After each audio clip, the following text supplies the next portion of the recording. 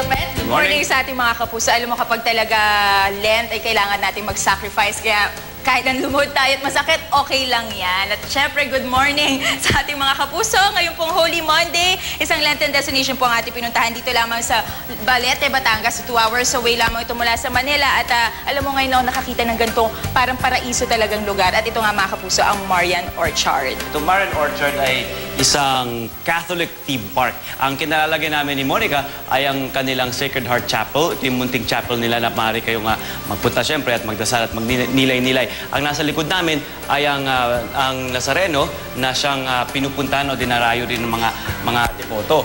Ngayon sa ating paglabas dito sa chapel, makikita natin ang napakalaking ektarya ng Marian Orchard. Marian Orchard. Actually, ito yung nasa kaluwahan natin, Kuya Pet, yung nakikita mong hardin na yan, yung tinatawag nila na Sacred Heart Tower. So nakikita natin merong ang tower. Tapos yung talagang nakakapansin dito, nakakakuha ng pansin ng mga tao, ay yung talagang parang paradise look niya. Very solemn, very serene, very calm. Kaya talaga makakapagnilay-nilay ka ngayong Holy Week. Oh, maganda nga kung mula dyan sa kanilang observation tower, dyan ka tumuntong, tapos makikita mo yung kabuuan. Correct. Para mas ma-take in mo yung solemnity ng lugar.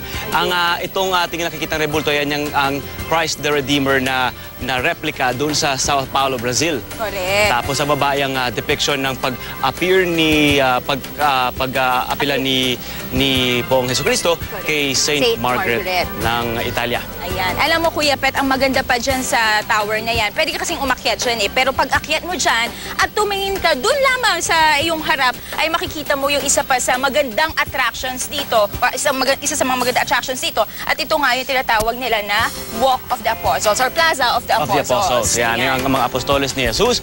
Andito nakakita natin si Saint Simon, si Saint John the Beloved, Saint Bartholomew, iba't ibang klase, iba't ibang mga apostoles na talagang, di ba, nag-figure dun sa buhay ni Jesus. Oo, at lahat yan life-size, nakita niyo mga kapuso, malalaki talaga sila, life-size sila, at kompleto yung 12 apostles. So, kahit yung mga bata siguro, no, kahit hindi sila, magandang dalhin sila dito, parang educational trip na rin para ma-familiarize sila doon sa 12 apostles.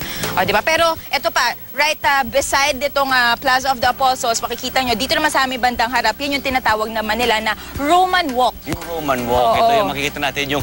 Doon sa dulo ay ang isang munting chapel din na kung saan makikita mo yung replica ng Pietà sa Roma. Ayun. Now, Kuya Pet, kanina nagkaroon tayo ng pagkakataon na libutin itong buong Marian Orchard at nakita nga natin yung iba pang mga pinupuntahan dito, katulad na lamang nung grotto.